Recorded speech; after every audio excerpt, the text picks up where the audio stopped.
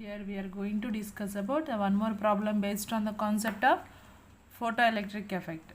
See, this is the illustration 5.16 in Senge's edition, that is about a modern physics and optics. Here the question is, figure shows the variation of stopping potential V0 with the frequency of the instant radiation for two photosensitive metals P and Q. Here they are already given two metals, those are P and the next one is Q. The question is about which metal has smaller threshold wavelength. The question is, in P and Q, which metal has the smaller threshold wavelength? We already know that the frequency is C by lambda. So we can write F0 is C by lambda naught. So we can replace this F0 and lambda naught. Lambda naught is equals to C by F0. So this is the threshold wavelength. What is the definition of threshold wavelength? Before going to learn about this, we must know the meaning of threshold wavelength.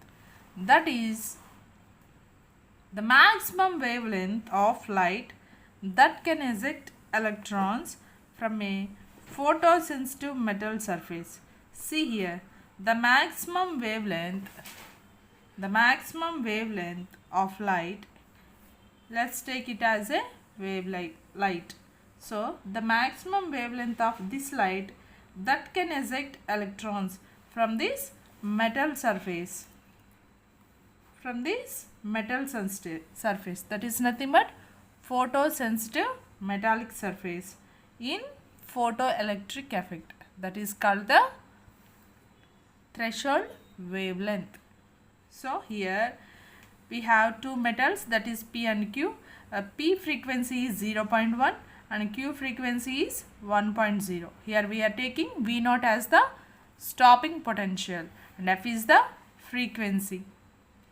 See, we can write it as F0 of Q metal is greater than F0 of P metal.